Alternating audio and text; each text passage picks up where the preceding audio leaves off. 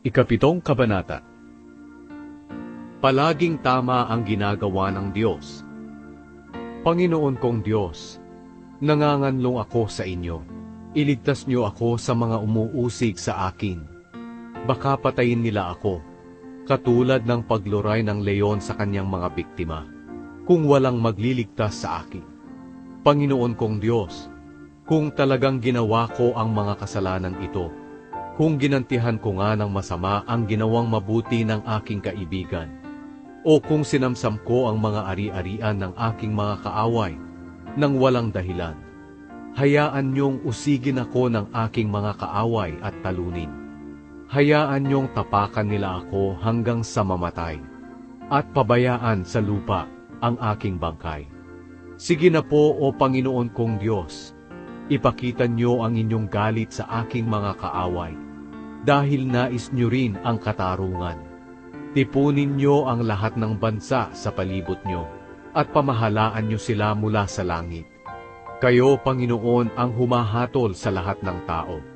Patunayan niyo sa kanila na mali ang kanilang mga paratang laban sa akin, dahil alam niyo na ako'y matuwid at namumuhay ng wasto.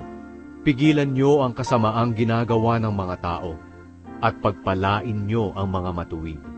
Dahil kayo ay Diyos na matuwid, at sinisiyasat niyo ang aming mga puso't isipan.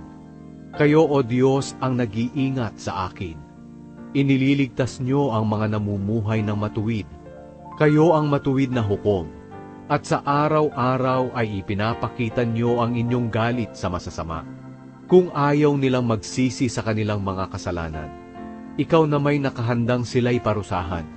Katulad niyo ay isang sundalong nakahanda na ang mga nakamamatay na sandata. Nahasanan niya ang kanyang espada, at nakaumang na ang palasong nagbabaga. Mapag-isip sila ng gulo at kasamaan, kaya nakakapanloko sila ng kapwa.